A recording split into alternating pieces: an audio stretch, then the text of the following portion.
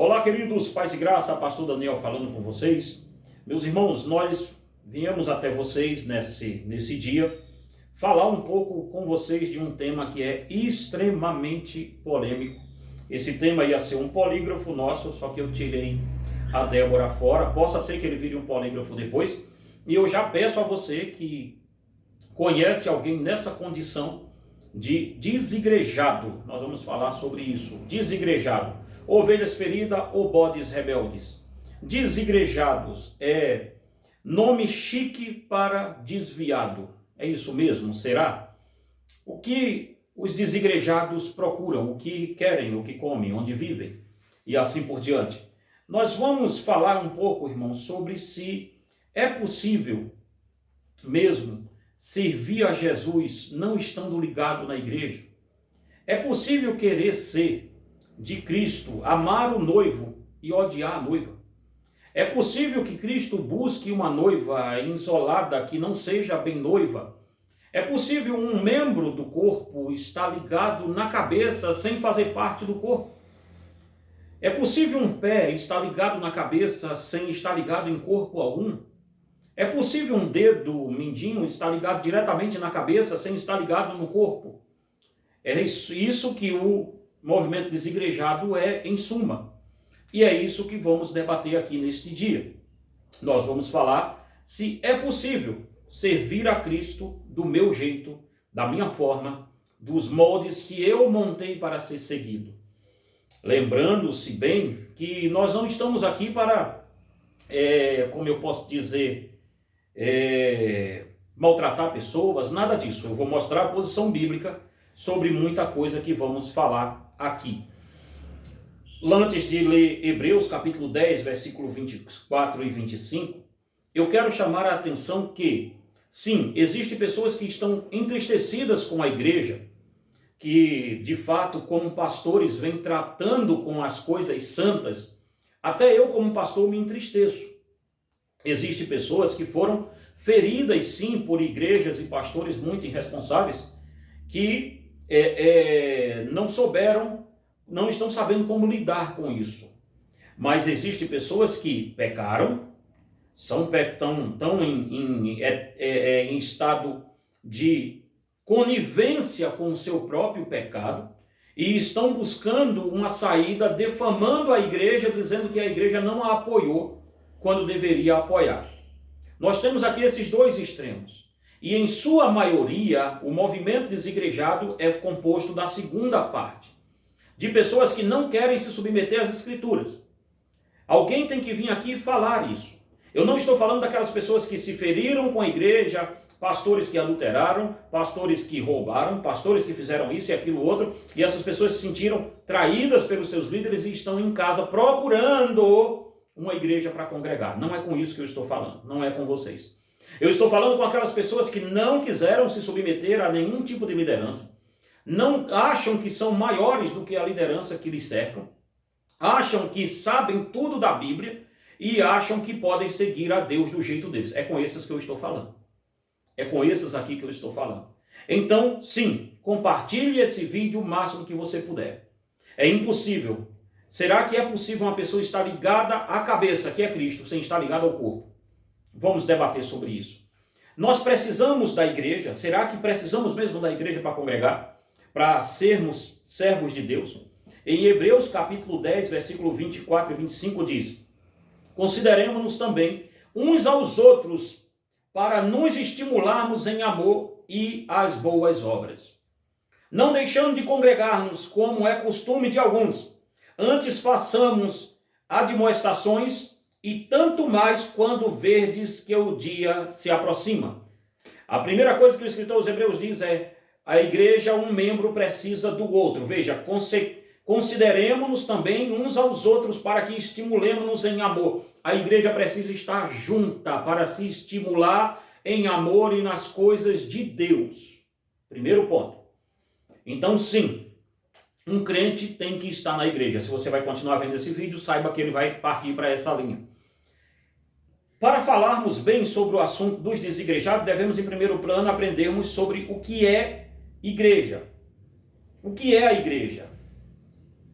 Pois não é de hoje que a igreja de Jesus Cristo vem sofrendo barbáries de calúnias e de um povo que sempre se revolta contra a autoridade da igreja. Sim, eu tenho noção que com o passar dos séculos, a igreja como instituição errou muito e no presente tem errado demais. E, consequentemente, ainda irá errar. Isso é ponto. A palavra igreja vem do vernáculo grego eclesia. Porém, sempre ouvimos os discursos de que esta palavra em nada tem a ver com ritos religiosos e que, quando traduzida, a palavra quer apenas dizer chamados para fora. Isso é o que o desigrejado diz. A palavra eclésia quer dizer chamados para fora. Chamados para fora, chamados para fora. Ou seja, eles dizem que é chamado para fora da igreja para o mundo. Sair da igreja e ficar em casa. Olha que chamada para fora. Na verdade, essa chamada para fora é o contrário, né? Está sendo chamada para dentro, né, de casa. É uma coisa louca. Mas vamos lá. Porém, isto não é verdade. Mesmo tendo um pouco de conhecimento no grego, devo citar aqui o grande professor de grego W.C. Taylor, que diz: eclesia, ou eclesiás, ou eclesion, a assembleia, congregação, não se define na palavra pela etimologia. Diz F.A.J. Roth: não há fundamentos para a noção largamente espalhada de que eclesia significa um povo ou um número de indivíduos chamados para fora do mundo, ou na humanidade em geral, ou da humanidade em geral. E se a ideia é normalmente bíblica e, além disso, é associada com palavras e ideias chamados, chamada e chamar. Mas o verbo composto de ecleo nunca se acha num contexto que sugere que esse suposto sentido estava na mente do escritor. A chamada para fora era apenas a convocação das cidades, dos cidadãos de uma cidade grega, fora de suas casas pela trombeta do arauto para reuni-los em assembleia. Perceba, eclesia era uma palavra que era usada pelos gregos para quando se tocasse a trombeta, todo mundo sair de casa e se reunir em um determinado lugar, porque iria ter uma assembleia dos moradores daquela cidade. Primeiro ponto. Vamos ver. No livro de Números, capítulo 10, mostra que a convocação da Assembleia Judaica era feita da mesma maneira. No emprego real, tanto de curral como de eclesia, essa primitiva ideia de convocação quase não se sente. Significam apenas uma assembleia de povo, entre os gregos e Israel, uma assembleia do povo convocado no lugar público do conselho para fins de deliberações. Uma assembleia de cristãos reunida para culto, ou daqueles que, tendo em Jesus Cristo sua esperança de salvação eterna, observam seus próprios ritos religiosos, realizam suas próprias reuniões religiosas e dirigem seus próprios afazeres de acordo com o regulamento prescrito pelo corpo, visando a boa ordem. Fonte, Dicionário do Novo Testamento de Grego, da EBR. Então veja bem, a lexicografia da palavra eclesia, no contexto religioso tanto de Israel, que era carral, como no grego eclesia, quando se parte para o contexto religioso, sempre teve a ideia de uma congregação reunida para um culto. Nunca foi a ideia de se ter uma pessoa só aqui ou ali. Por que nós estamos dizendo isso? Porque eles pegam a questão de Jesus ter fundado a igreja e dizem que a palavra eclésia quer dizer apenas isso, chamado para fora. Não quer dizer congregação de gente. E está sendo provado aqui que sim. A palavra eclesia, como a carral, elas são denominadas para a reunião em assembleia em determinados lugares. Então, sim, a palavra igreja quer dizer eu saí da minha casa e me reuni com outra pessoa, com outras pessoas fora da minha casa. Tá? Então vamos lá. No vídeo 2 nós voltamos aqui para falar sobre a questão dos... E as igrejas eram em casa na igreja primitiva? Vamos ver se vai dar tempo nisso aqui. Como nos é mostrado pelo professor Taylor, a palavra eclesia nunca teve apenas uma conotação de chamados para fora, no sentido de não se reunir em lugar algum, que é isso que o desigrejado diz. A palavra igreja quer dizer chamado para fora, não quer dizer que se reúne em lugar nenhum, ou seja, e foi provado aqui por A mais B que sim, a palavra eclesia quer dizer chamados para fora para se reunir em outro lugar. Ponto, final. Deixa eu ver.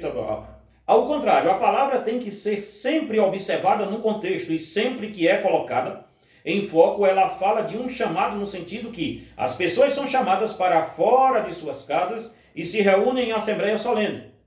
No caso da igreja, a palavra eclesia se aplica ao fato de que somos chamados a sair das nossas casas e nos reunimos em comunhão com outros irmãos, e assim formamos a Assembleia dos Santos.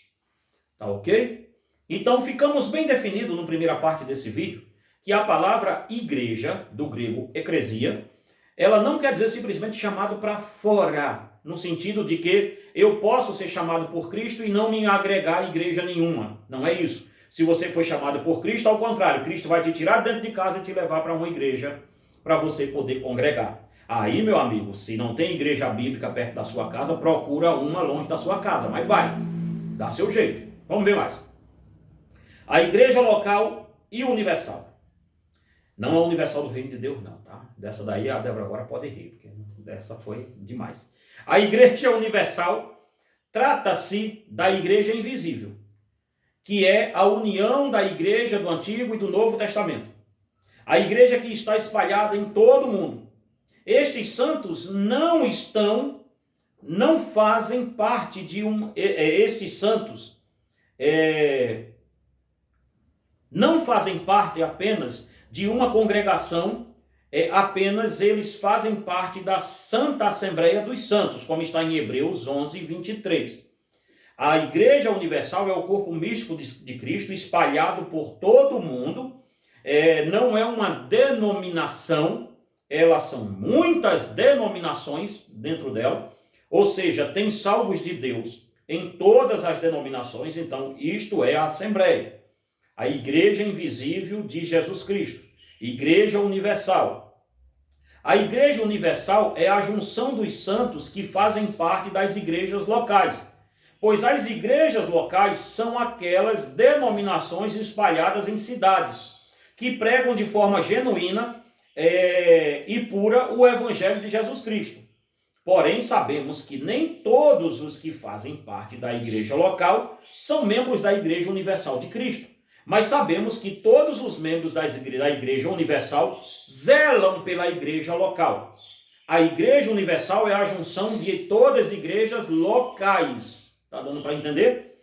Então, quem faz parte da Igreja Mística Universal, ele zela pela igreja local, pela sua paróquia local. Então, aqui já começamos um ponto. Vamos ver mais aqui. Quem fundou a igreja, então? Desigrejados dizem que essa história de fundar a igreja veio de Constantino. Outros dizem que veio do apóstolo Paulo. Tem um desigrejado revoltado aqui nessa plataforma que a gente está. Gente do céu, o rapaz disse que Paulo não foi apóstolo e foi aquele negócio todo. É uma agonia de doido. Os caras, quando querem inventar moda, só eles mesmos. Então vamos ver. Quem fundou a igreja? Em Mateus 16, 18, encontramos o Senhor Jesus afirmando para Pedro que ele estava fundamentando a sua igreja e os portões do inferno não iriam resistir à igreja de Jesus. Aqui o Senhor Jesus fez o anúncio de sua igreja universal, que é aquela que está espalhada em todo o mundo. Então Cristo foi favorável apenas à igreja universal? Pode me perguntar algum desigrejado. Está vendo aí? Cristo foi a favor somente da igreja universal e não da igreja local. Vamos lançar mais um pouco de luz a este texto e perguntaremos ao próprio Jesus se ele queria mesmo lançar mão de uma igreja local. Vamos perguntar a Jesus: Jesus, o senhor queria fazer uma igreja local? Ou só uma igreja universal onde ninguém respeita nada nem ninguém e todo mundo é dono de si mesmo? Vamos perguntar isso a Jesus Cristo. Vamos lá? Veja que Jesus Cristo fala em Mateus 18, 15 ao 17. Você tem sua Bíblia aí? Abra ela e leia. Leia a sua própria Bíblia. Veja o que ela vai dizer. Em Mateus, capítulo 18. Deixa eu me achar o Mateus aqui, rapidamente. Ok, Mateus 18 e 17, Mateus 18, 15, e ao 17 diz assim: se teu irmão pecar contra ti, vai, ergue-o entre ti e ele só. Se ele não te ouvir, ganhaste o teu irmão. Se porém não te ouvir, toma ainda contigo uma ou duas pessoas, para que, pelo depoimento das 2 ou 3 testemunhas, toda palavra se estabeleça. Olha o que Jesus está dizendo.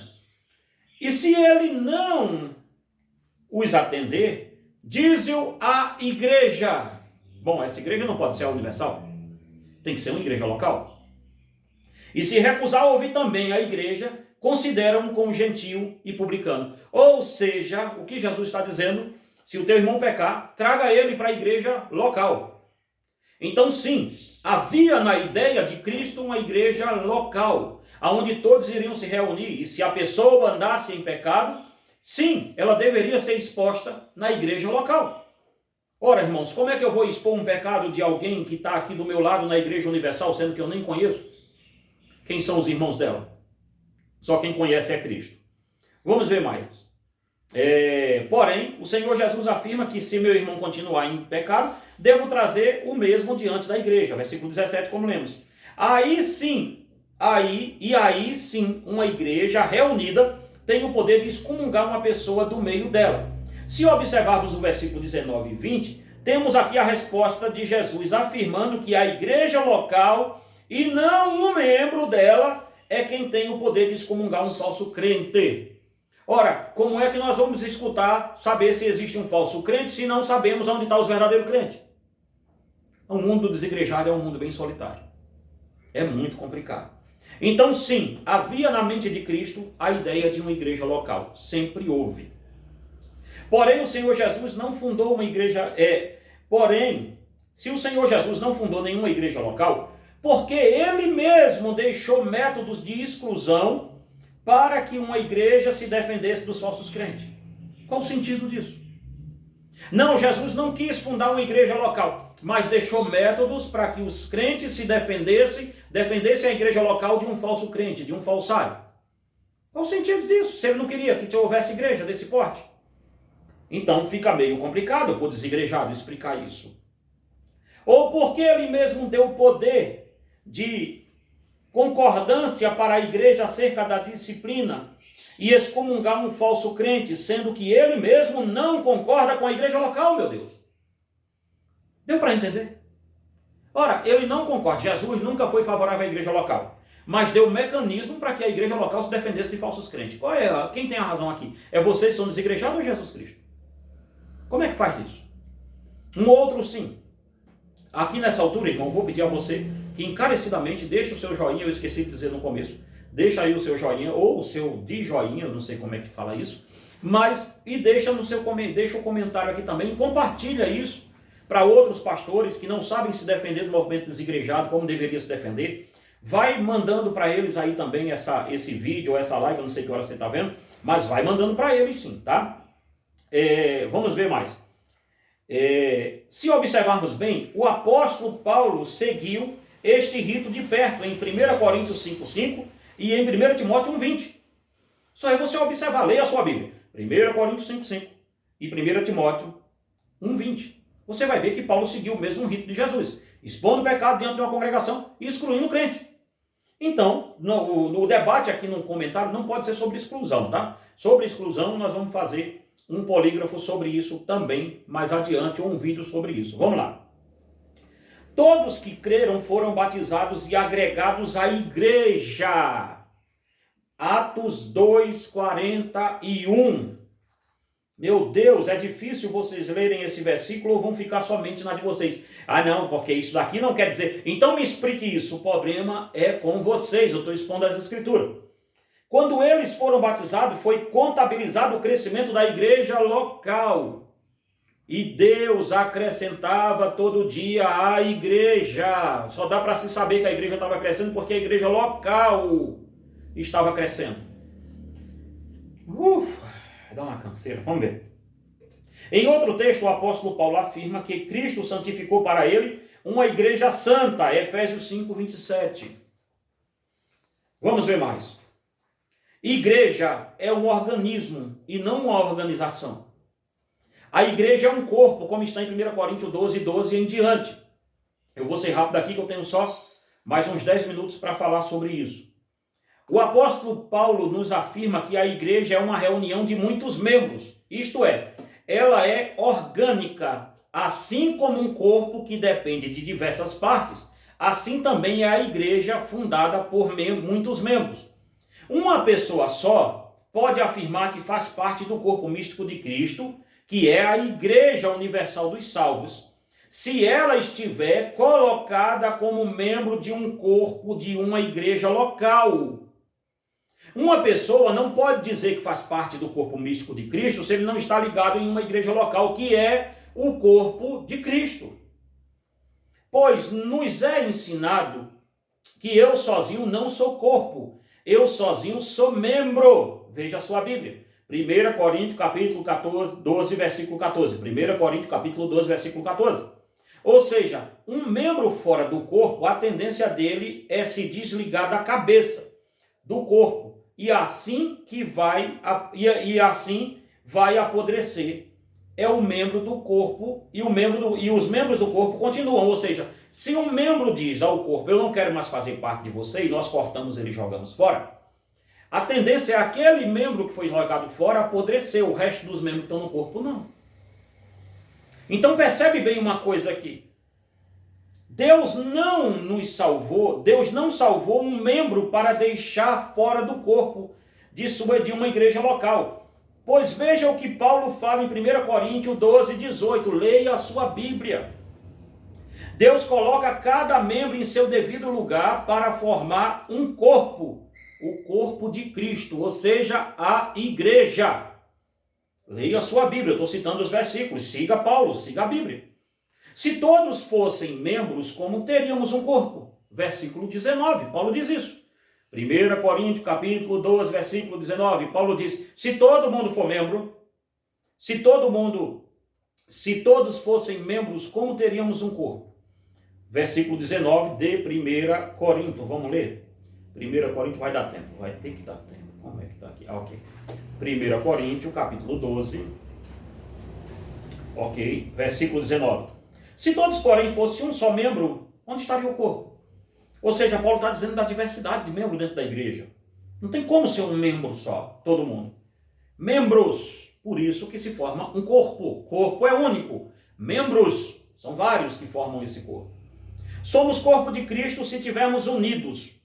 Separados somos apenas membro. Versículo 27, veja. 1 Coríntios 12, 27. Ora, vós sois corpo de Cristo e individualmente membros desse corpo. Sozinho, queridão, você não é igreja. Quem te falou isso? Sozinho, você não é eclesia ou eclesia. Você é membro, você não é corpo. Vamos ver mais aqui. Como já falamos, para que serve uma perna sem o corpo? Ou o que dizer de uma mão que não faz parte de nenhum corpo? Assim fica claro que sozinho eu não sou igreja. E se eu tentar insistir neste negócio, serei apenas um tolo rebelde. Não tem como, irmão. Você vai andar de carro por aí, você já viu uma perna andando sozinho? Você já viu um braço andando sozinho, filho? Não tem a menor condição. Sozinho você é membro, filhão. É Paulo que está dizendo. Se você quer resolver nos comentários, tem uns que escrevem um textão, né, Débora, desse tamanho nos comentários. Escreva. Faça o que você quiser. Não quero saber. Eu quero saber do que a Bíblia está me dizendo. E se a Bíblia está me dizendo, no grego e no hebraico, a gente discute nele se você quiser. Mas o grego vai dizer a mesma coisa. Sozinho você não é corpo. Sozinho você é membro. E membro fora de corpo, a tendência é apodrecer. Simples assim. Não tem reviravolta nisso aqui. Nós vamos falar em outro vídeo aqui, preste atenção, sobre desigrejados e a liderança na igreja. Esse aqui vai pegar fogo. Esse vai ser o vídeo 2 desse, porque nós já chegamos ao tempo determinado que temos aqui de cada vídeo, e em 5 minutos não vai dar para eu fazer isso aqui. Mas eu quero aqui deixar para o vídeo 2, liderança desigrejados e a liderança da igreja. Esse aqui é o pega para capar. Jesus disse mesmo que deveria ter pastores na igreja, porque desigrejado e pastor, meu filho, para combinar é o bicho de doido. Você pode seguir Jesus sozinho do seu jeitão aí e sem como é que eu posso dizer, sem ser importunado por nenhum pastor. Isso que nós vamos resolver. Queridos, nós estamos chegando ao fim, mas espera aí, não sai agora não. Eu quero apresentar a você esse jogo aqui, ó. Um jogaço, pegou aí bem, enquadrou bem, né, Débora? Guerra Santa, tá? É um jogo baseado na obra de John Bunyan e um jogo de carta muito legal para você e sua família jogar. Deu para pegar aí também, não deu? Deu, né? Esse jogo aqui é a guerra do bem, o bem tá aqui, do bem contra o mal. Então nós esperamos aí que você entre em contato conosco. Temos ele à pronta entrega, caixa de madeira muito legal. Entre em contato. O Pix do nosso canal também está aí embaixo para ajudar no evangelismo infantil, tá ok? E se quiser nosso catálogo de livro, pede aí. Esse estudo que eu estou dando aqui provavelmente vire um livro também. Desigrejado parte 2, próximo vídeo. Eu te espero lá em nome de Jesus.